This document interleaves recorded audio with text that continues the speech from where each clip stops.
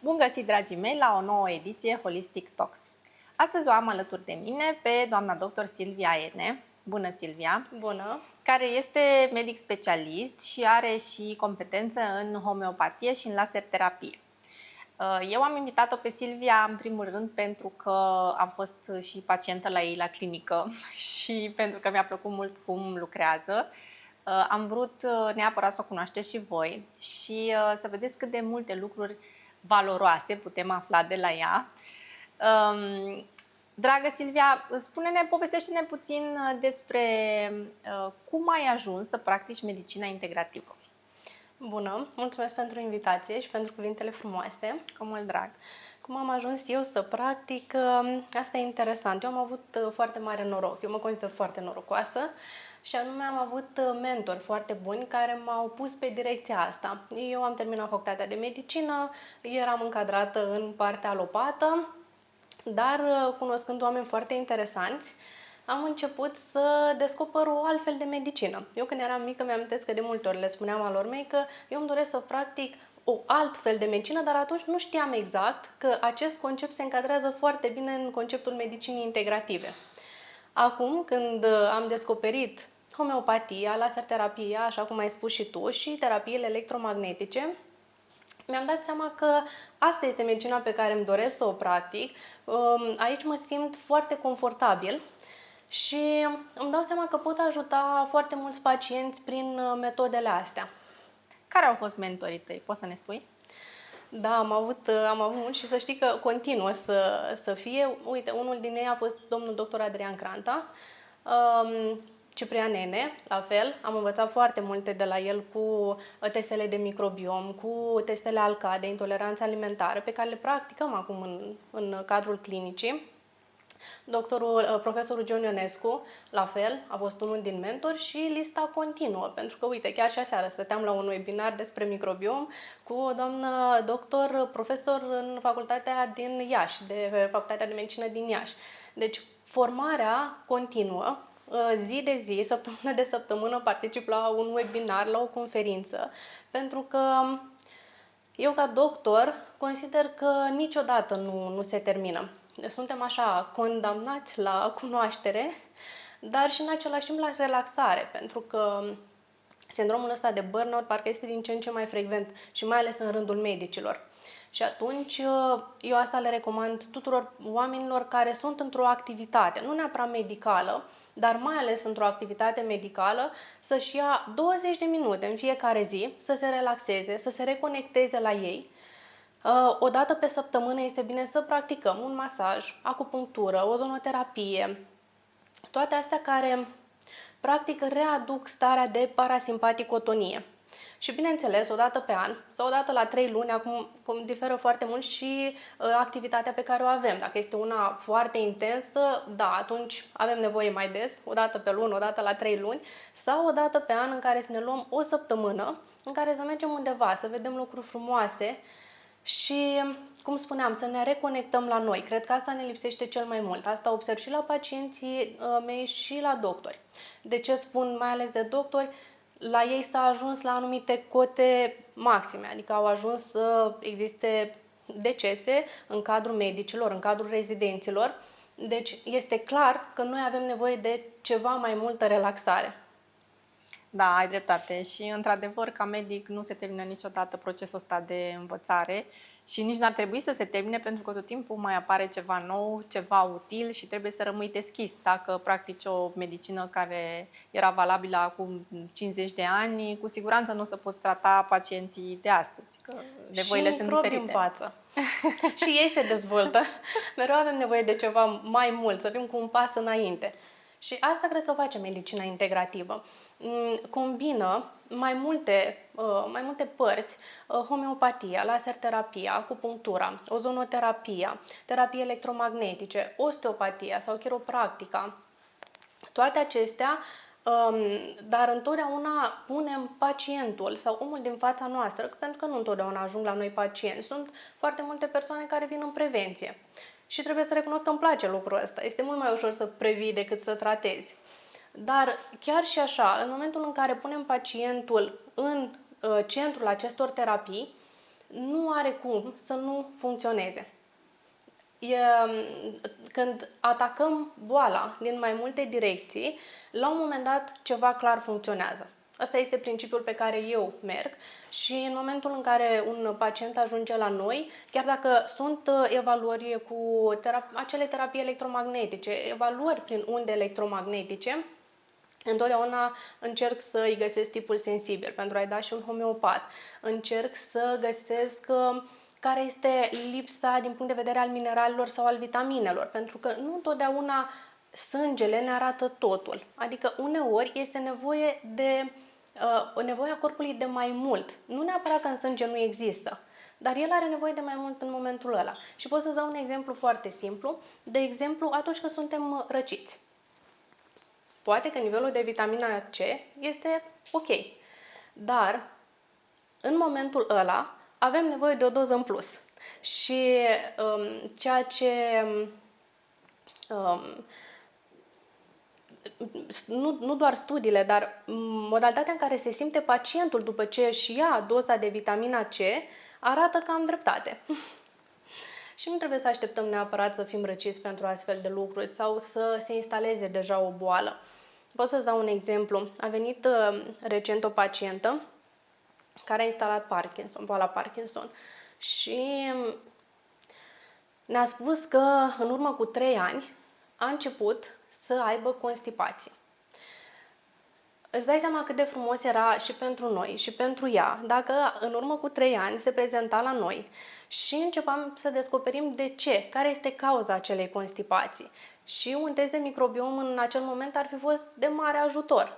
Pentru că nu întotdeauna e vorba de lactobacilli sau bifidobacterii. Uneori e vorba de Escherichia coli, uneori e vorba de Clostridium.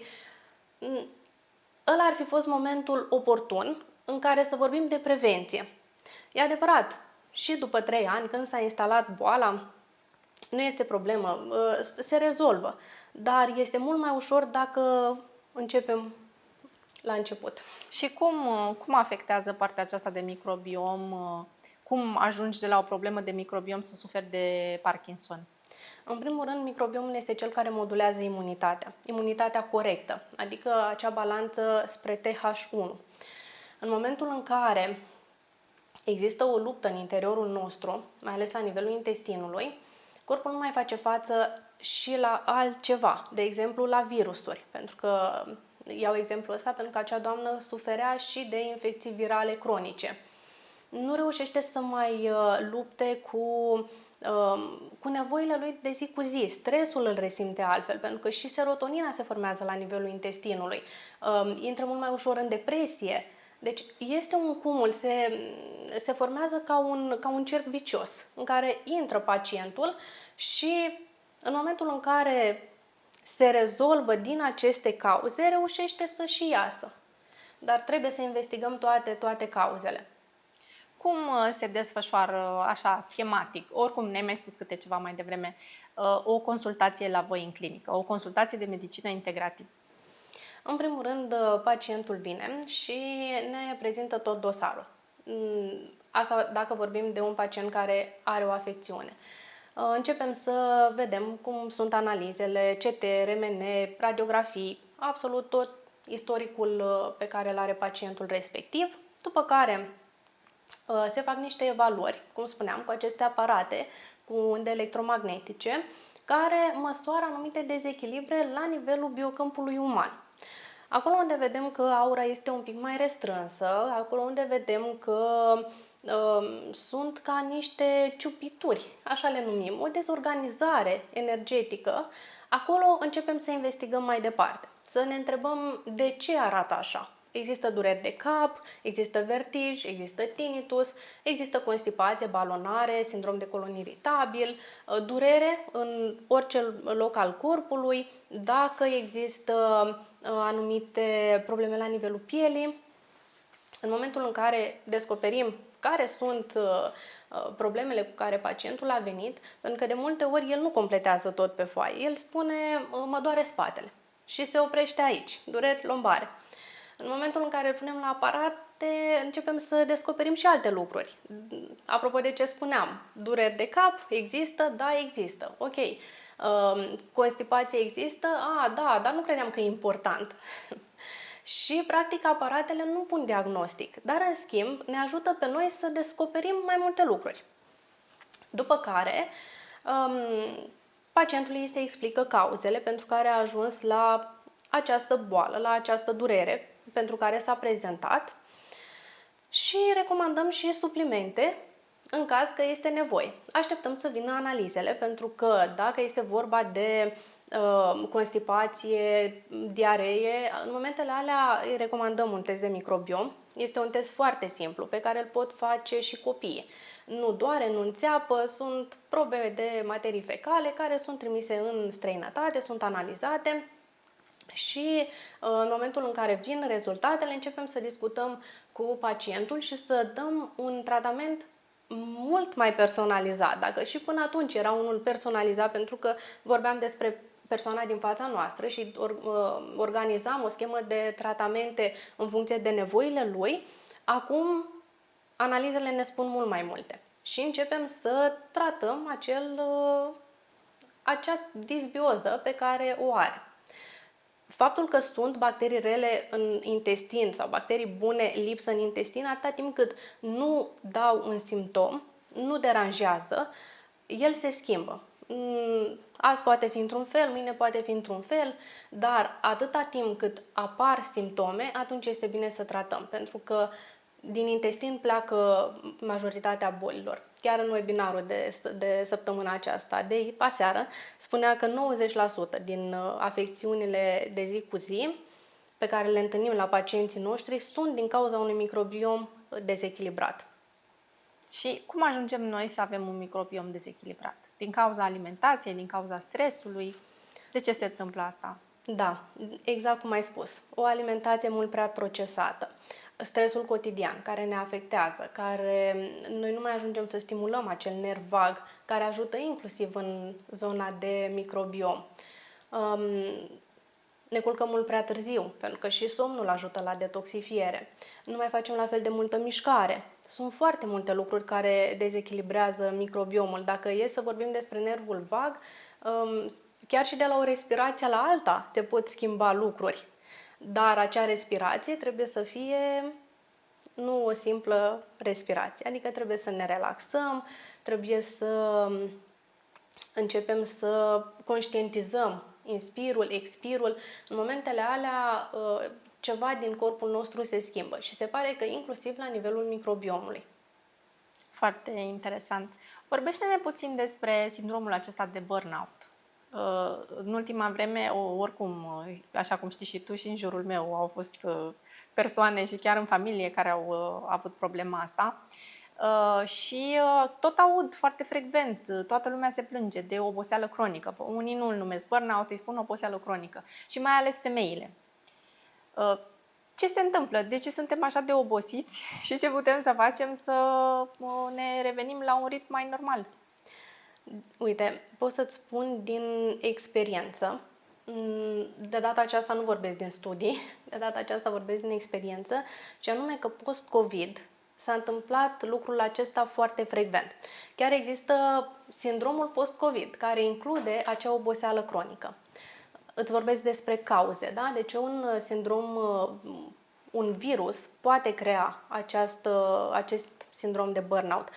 Nu doar virusul, și boala Lyme poate duce la o oboseală cronică. Eu am avut la un moment dat un pacient care, din păcate, era foarte criticat de cei din jur. La un moment dat chiar am făcut și un filmuleț pe TikTok, pentru că m-am supărat foarte tare de modul în care vorbea mama lui cu el. Ca și cum el nu-și dorea să facă, nu-și dorea să meargă la muncă, dar în realitate el nu putea să o facă. Și atunci știu că eram îmbrăcată în costum chirurgical și mi-am luat telefonul și am început să spun că nu întotdeauna este vorba de lipsa chefului, nu întotdeauna este vorba că ne-am culcat târziu, pur și simplu uneori există o patologie care duce la această simptomatologie. Dar, dacă vorbim de sindrom long COVID, tratamentul este unul foarte simplu. Vitamina C în doze foarte mari. Există studii care arată că oboseala cronică dispare după acest tratament.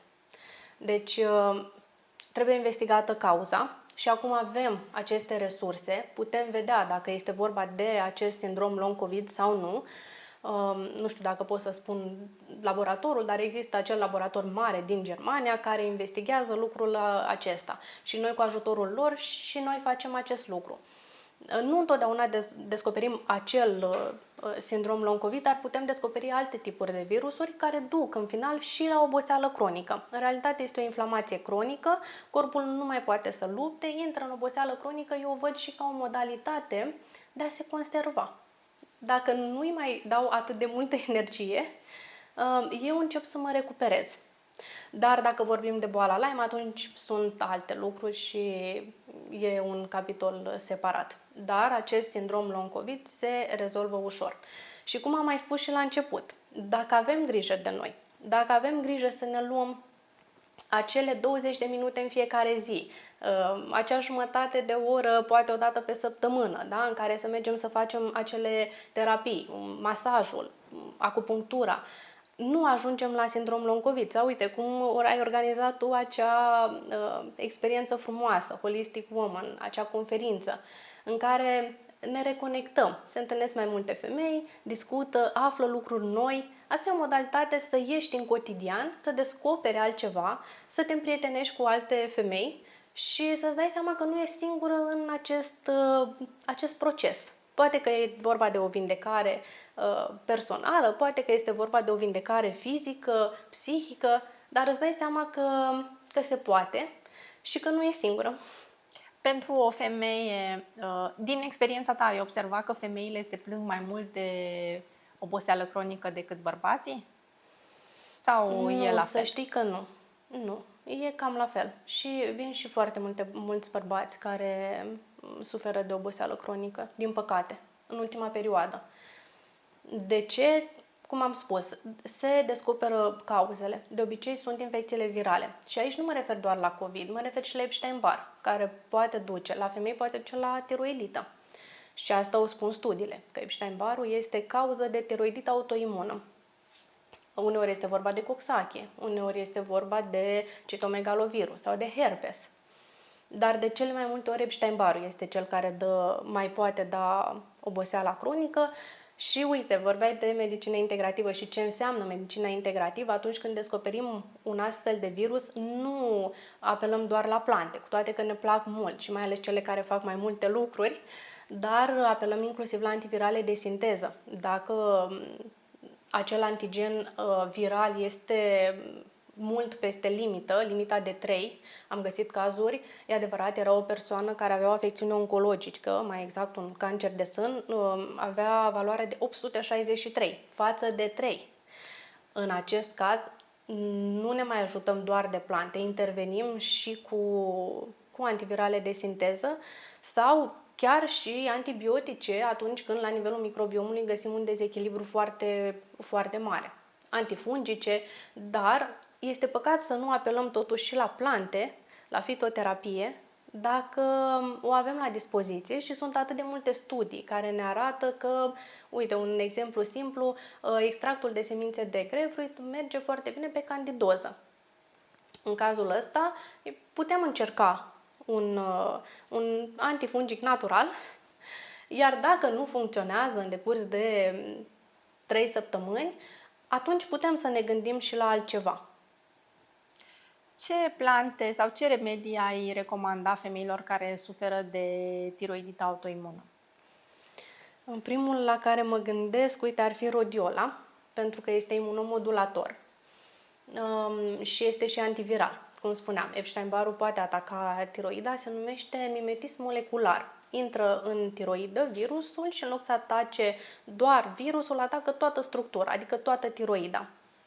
În cazul acesta, rodiola poate fi de mare folos și mai ales când vorbim de boli autoimune, când vorbim despre tiroidită, femeile uită să lase pedala de accelerație. Sunt foarte agitate, mereu au ceva de făcut, nu reușesc să doarmă noaptea, au o agitație interioară, care se simte și în exterior. Dacă te așezi și începi să discuți puțin, e foarte ușor să-ți dai seama. În cazul acesta, rhodiola este de mare folos. Dacă se descoperă că are Epstein-Barr sau alt virus, atunci și vitamina C.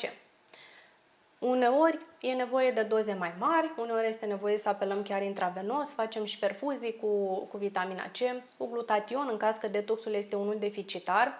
Există analiză pentru a afla dacă detoxul este o problemă la acea doamnă. Se mai recomandă și seleniu. Există studii care spun că în tot ce înseamnă tiroidite autoimune și chiar studiul Kissel 10, în care se recomandă seleniu împreună cu coenzima Q10 și a scăzut mortalitatea pe toate cauzele. Cel mai tânăr nu era chiar tânăr, pacient din studiu, cred că, vreau să fiu sigură, dar cred că avea 60 plus de ani. Deci nu era un tânăr. Și totuși a scăzut mortalitatea pe toate cauzele, cu toate că ei își doreau să demonstreze că scade cauza mortalității cardiovasculare. Seleniu nu este doar pentru cardio foarte bun, este foarte bun și pe tiroidă. Este un mineral care ajută să se elimine și mercurul.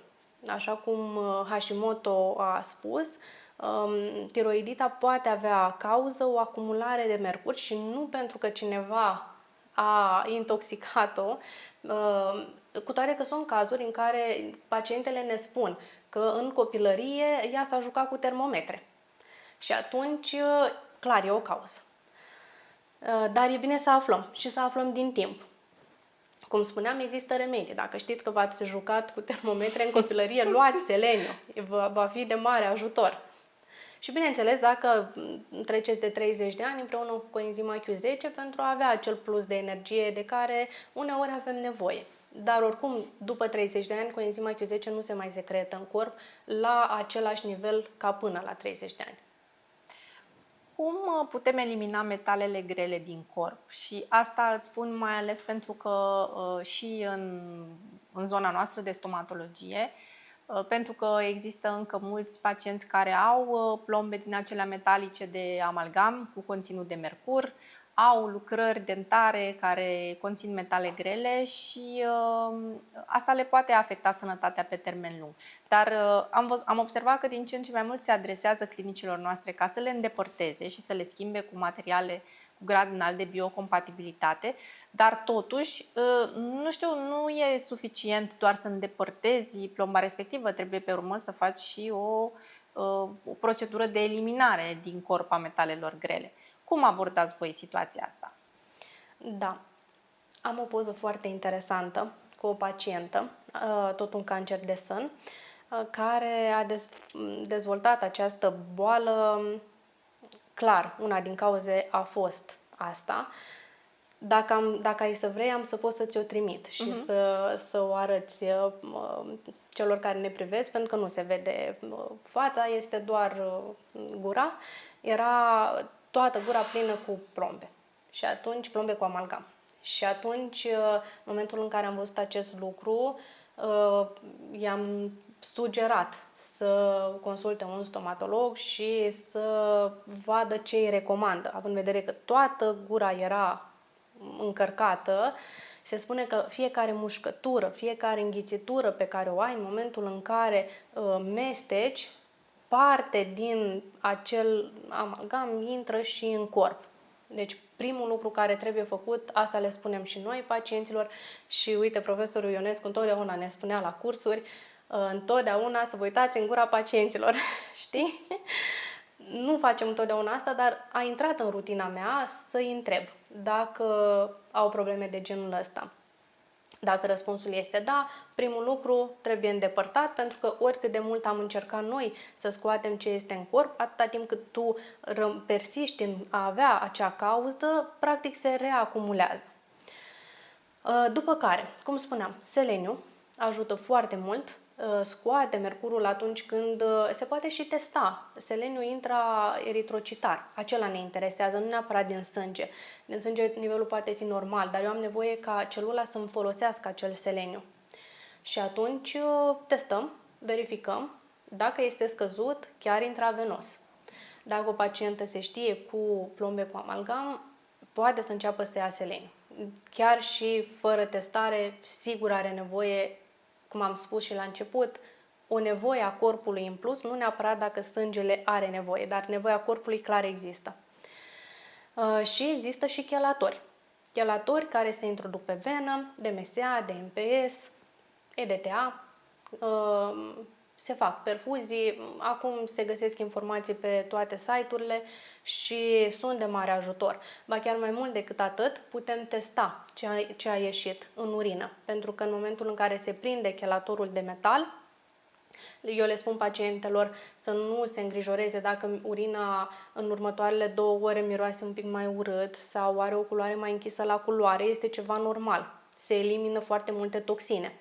Și se poate lua un eșantion, la fel se trimit în laboratoarele din străinătate și se verifică exact care metal greu este în corpul pacientei și mai mult decât atât ne ajută și pe noi lucrul acesta să știm pe viitor ce putem recomanda, pentru că fiecare chelator se leagă de un anumit metal și noi pe viitor vom ști ce avem de făcut. Acum sunt metode. Am mai spus lucrul ăsta, sunt pe toate grupulețele astea, cu boli autoimune, cu biorezonanță, cu microbiom și nu pot să nu văd că se recomandă zeolitul foarte mult. Zeolitul nu se folosește mai mult de 7 zile, pentru că el conține aluminiu. Este un metal. Nu ne ajută. Ok, 7 zile pentru cel care are foarte multă încredere. Am avut paciente care au luat 3 luni. La 3 luni, în momentul în care se face ochelare, clar iese aluminiu. Clar. Putem face rău crezând că facem bine. De aceea este bine să apelăm la specialiști și ei să ne recomande dacă să luăm sau nu ceva, chiar și o plantă. Și asta este foarte interesant. Până la testele ALCAT, eu consideram că era studiul China și întotdeauna le recomandam pacienților fără zahăr, fără lactate, fără gluten. E adevărat, majoritatea au una din aceste intoleranțe și cu siguranță se vor simți mai bine dacă renunță la măcar unul din aceste produse, zahăr sau gluten.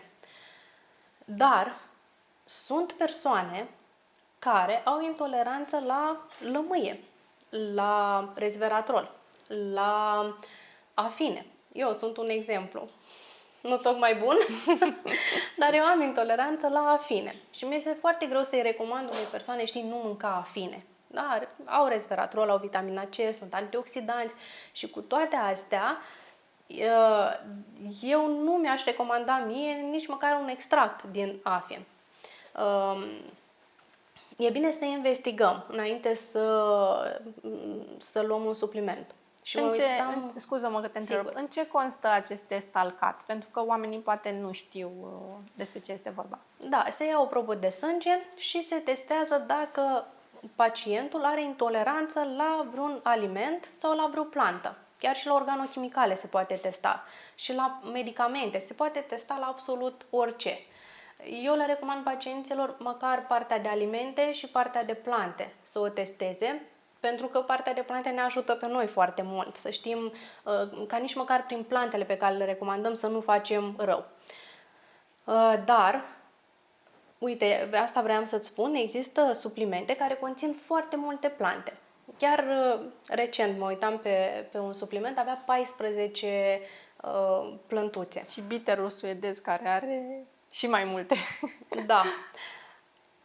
Șansele de a nu avea intoleranță la măcar unul sunt destul de mici. Și atunci ăsta e motivul pentru care noi preferăm, da, să dăm mai multe suplimente, dar care să nu conțină, da, conține un singur extract și concentrația este mult mai mare în felul acesta. Da? Un singur extract dintr-o plantă care are studii că funcționează pentru boala respectivă, pentru afecțiunea pentru care pacientul a venit la noi.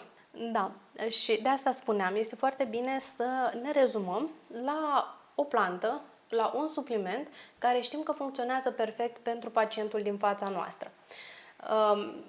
Testul ALCAT este o modalitate de a ne ușura munca, pentru că el ne poate spune tot ce este pe verde se poate da și în funcție de ce este pe verde, adică pacientul nu are niciun tip de intoleranță la acele plante și nu doar la plante, da, și la alimente, din acea rubrică alegem ce este mai bun și mai potrivit pentru pacientul nostru. Îmi amintesc de un moment când am venit la tine și eram răcită. Și mi-ai recomandat un remediu foarte bun pe care l-am luat și până a doua zi nu mai aveam nimic. Poți să ne spui despre ce este vorba? Că acum oricum este perioada în care mulți răcesc și au nevoie de o informație bună. Gemoderivatul de măceș este preferatul meu. Da. Eu dorm cu el pe noptieră, îl am în geantă și l-am în halatul de la clinică. Nu mai stau fără el, mă ajută extraordinar de mult. E adevărat, nu vreau să fac reclamă, dar nu este orice fel de gemoderivat, este un gemoderivat din plantă sălbatică. Știu sigur că este făcut din plantă sălbatică pentru că la un moment dat unul din colegii noștri a vrut și el să confirme că e adevărat și s-a dus să vadă. L-a chemat când se culegeau plantele, chiar la Măceș a fost.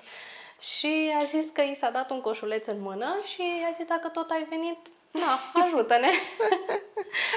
Și a spus că într-adevăr se merge prin pădure și se culege și totul este cât mai bio decât bio. Se vede lucrul acesta și tocmai prin asta se vede, prin faptul că remediul are o eficiență fantastică și nu are importanță cui l-am dat. Fie că este adult sau copil, el funcționează.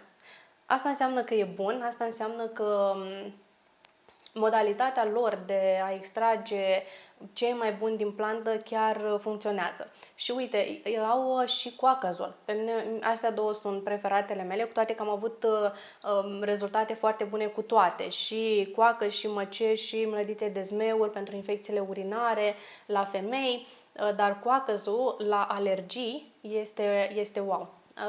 La retreat, retreatul la care noi am fost, la care am participat și pe care l-am organizat, era undeva în câmp și o doamnă de acolo avea ochii roșii, își sufla mereu nasul, clar, avea un disconfort foarte mare. Și când am văzut lucrul acesta, am luat coacăzul și i-am spus, uite, ți-l dăruiesc, sper să-ți fie de leac și să te ajute. A doua zi a venit la mine și mi-a spus să rămână, să știi că nu mai am nimic. Deci atât de bun este. E adevărat, a căzut poate pe subiect, poate că nu avea intoleranță la coacăz, dar pentru ea a fost wow și pentru mulți pacienți este wow. Ceaiul de 3 frați pătați. Noi avem foarte mulți pacienți care au alergii și atunci vreau să mai dau câteva exemple și chiar homeopatele funcționează fantastic. Histaminul, histaminul cu diluție CH15 este wow. În 15 minute deja nu se mai simt simptomele. Sunt câteva remedii pe care e bine să le avem în geantă și să le folosim atunci când avem nevoie. Pentru că nici homeopatele nu se iau în fiecare zi. Dacă nu mai ai simptom, nu mai iei, nu are sens, este considerat medicament. Deci, clar, îl iau doar atunci când am nevoie și o perioadă de 15 zile, 2 luni, 3 luni maxim. Dacă eu le spun pacienților, dacă timp de o lună nu s-a schimbat absolut nimic, nu am căzut pe subiect. Mai încercăm. Spune-ne cum putem să-i ajutăm pe copii în perioada rece, să evite răcelile, virozele și așa mai departe, că de obicei asta e o problemă, că nu mai poți duce copilul la grădiniță și trebuie să stai acasă cu el și pe lângă faptul că el suferă, bineînțeles. Hai să vedem ce sfaturi le dăm mămicilor. Tot la microbiom ajungem. Facem cum facem, dar tot acolo. Asta este direcția. În general au o lipsă mare de enterococcus. Asta este una din cauze. Doar că nu putem trata dacă nu știm sigur că e asta. Deci cel mai bine se face un test de microbiom, se verifică. Dacă au lipsă de lactobifido, le dăm lucrul acesta. Dacă au candidoze la nivel intestinal, le dăm un antifungic natural. Dacă au Escherichia coli, în minus, pentru că la copii se întâmplă lucrul ăsta. Există Escherichia coli fiziologică. Este cea patologică, dar este și cea fiziologică. Dacă este în minus, asta îi dăm. Important este să-i dăm corpului ce are nevoie atunci când are nevoie. Dacă facem lucrul acesta, efectele nu au cum să nu se vadă. Deci ăsta este primul lucru pe care îl recomand mămicilor și chiar și înainte de un lucru mai important din viața lor. Dacă vrea, uite, dacă urmează un examen, dacă urmează să plece din țară, la fel, ca să nu mai avem niciun disconfort la nivel abdominal, ăsta este cel mai bun beneficiu pe care îl poate face testul de microbiom. Ne modulează imunitatea corectă, asta face, dar trebuie să știm ce tratăm. Aparatele, din păcate, ne pot da anumite semnale, că la nivelul intestinului ceva nu este în regulă. Dar un aparat nu ne spune exact ce anume este acolo. Doar un test de materii fecale ne poate da acest rezultat. Și, bineînțeles, contează foarte mult și specialistul care îl recomandă, care interpretează, care dă remediile în funcție de experiența lui. Contează foarte mult și pacientul să ia acele remedii naturale. Și chiar dacă este amuzant, să știi că eu am avut un domn care avea 27 de ani și mămica spunea, dacă eu nu stau să îi le dau, el nu le ia. Deci contează tot procesul. Dar asta le recomand. Le recomand să-și facă teste de microbiom dacă copilul răcește foarte frecvent și mai ales dacă are și un disconfort abdominal. Le recomand să aibă în casă un gemoderivat de măceș pentru că îi poate ajuta, dar trebuie dat exact atunci când a început prima manifestare, primii mucișori, primul strănut, odată sau dacă îl vede că se simte un pic mai obosit, nu se poate trezi dimineața să meargă la școală, ceva neobișnuit.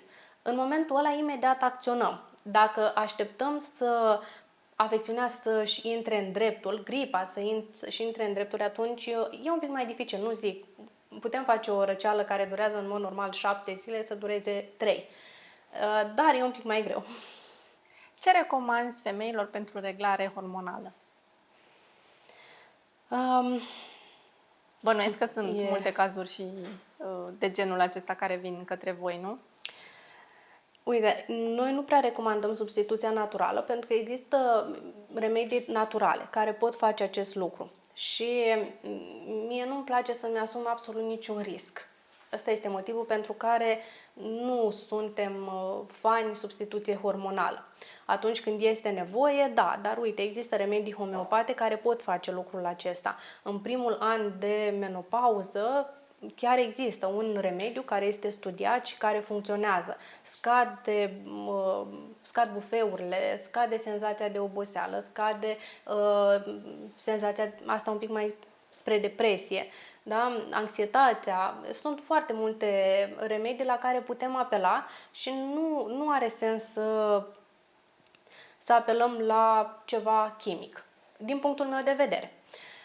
Da, la fel, dacă nu funcționează, atunci da, mergem mai departe, dar hai să încercăm.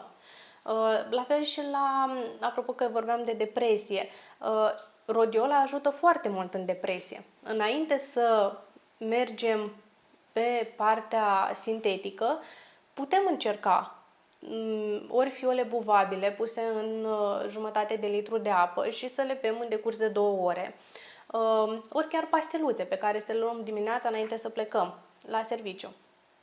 Puteți avea surprize plăcute și chiar funcționează foarte bine. Sunt foarte multe remedii care ne pot veni în ajutor. Sportul, la fel, ajută la reglarea hormonală. Dacă sunt metale grele în corp, trebuie scoase, pentru că ele sunt principalele care cauzează această problemă hormonală. Depinde și de vârsta pe care o are persoana din fața noastră, pentru că dacă este o femeie tânără, atunci și glutationul poate fi de mare folos. Ne mulăm în funcție de cine este în fața noastră. Hai să vorbim, pentru că ne apropiem de final, hai să vorbim puțin despre Congresul de Medicină Integrativă și despre clinică puțin, unde te pot găsi cei care ne urmăresc pentru consultații, pentru tratamente. Eu sunt la clinica Quantum Therapy din București și am participat la Congresul de Medicină Integrativă. Noi am avut 3 lucrări în cadrul Congresului de Medicină Integrativă, care anul acesta a fost la Predeal, în perioada 13-16 noiembrie. Au fost lucrări foarte interesante și chiar invităm persoanele interesate de medicina holistică, medicina alternative, să ia parte la astfel de conferințe, congrese, pentru că pot afla lucruri foarte interesante. Noi, de data aceasta, tema a fost bolile neurodegenerative și am prezentat un caz de Alzheimer, un caz de Parkinson, un caz de scleroză multiplă. S-a vorbit despre ozonoterapie, cât este de folositoare în astfel de cazuri. S-a vorbit și despre partea mai subtilă a lucrurilor și a fost foarte interesant să văd femei doctori care vorbesc despre stres și despre cum ne influențează, despre impactul stresului în viața noastră. Deci eu invit pe toți să ia parte la astfel de conferințe. În general se țin în luna noiembrie, în general se țin la Predeal, în ultima perioadă, cel puțin acolo au fost. Și chiar dacă am 4 ani de când tot merg, trebuie să recunosc că întotdeauna descoper ceva nou. Ori o terapie nouă, ori un supliment nou care mi-atrage atenția, un caz rezolvat cu o anumită combinație de remedii. Uite, anul ăsta am aflat și despre un film foarte interesant pe care ți-l recomand, sunt convinsă că o să-ți placă, Lumea lui Luca, Luca's World. Nu știu dacă l-ai văzut. Nu l-am văzut. Este extraordinar cum parcă evocă toate sentimentele pe care le au și pacienții noștri. Toate sentimentele de la început, cu această... La început sunt foarte interesați, sunt foarte curioși, vor să caute cât mai multe lucruri, să descopere despre microbiom, despre teste de intoleranță, despre testele de virusuri. Ne întreabă uneori despre fiecare aparat în parte. Ce face asta? Ce face asta? Cum mă ajută acesta? De câte ori trebuie să îl folosesc pe acesta? După care urmează o parte în care nu se întâmplă la toți pacienții, dar la unii se întâmplă și face parte din proces. Noi o numim acea criză de vindecare, în care pe o perioadă de timp, nu foarte lungă, uneori o zi, uneori 2, maxim 3 zile, dar nu ajungem la 3 zile, ușor se agravează simptomele. Și atunci urmează îndoiala. Oare funcționează? Oare nu funcționează? Nu mai cred, nu mai... După acea perioadă începe să se vadă progresul. Și în filmul acesta e vorba despre acest băiețel Luca, care are o paralizie cerebrală și descoperă mama lui în India un aparat, citotron, care i-ar fi de mare ajutor. Și arată cum la început e curiozitatea, merge și întreabă pe altcineva care a folosit aparatul ce părere are, chiar a funcționat. Asta se întâmplă și la noi. Sunt paciente care stau și întreabă alte paciente. La tine la cât timp s-a văzut efectul? Cum te-ai simțit? Care ți-a plăcut mai mult? După ce a ajuns în India și arată toate peripețiile prin care a trecut ca să facă acest lucru, ea fiind din Mexic, ajuns acolo, începe tratamentul. Pacientul, Luca, are o perioadă în care are o criză de epilepsie, una foarte gravă, ajunge la spital, începe îndoiala, oare merge, oare nu merge, iar după acea criză are primul reflex, și anume subtul. A fost wow pentru dânsa, a fost wow pentru medici, încet, încet ajunge să și vorbească.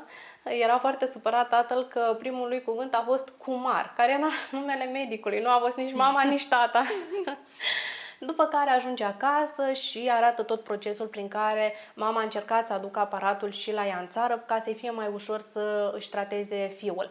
Dar s-a văzut procesul, s-a văzut emoțiile. Filmul este foarte bun, chiar vi-l recomand. Dragă Silvia, îți mulțumesc tare mult pentru prezența ta caldă. Cred că oricum tu ai fost făcută pentru, pentru această profesie. Pentru că, într-adevăr, ai o anumită blândețe și atragi pacienții, își doresc să fie alături de tine și să-i ajuți. Și sper că și vouă v-a plăcut și că ați aflat informații valoroase. Pe Silvia o găsiți la Clinica Quantum Therapy, alături de doctorul Ciprian Nene, care a fost și el invitat la noi la podcast acum ceva vreme. Vă mulțumesc tare mult că ne urmăriți și ne revedem la următorul Holistic Talks.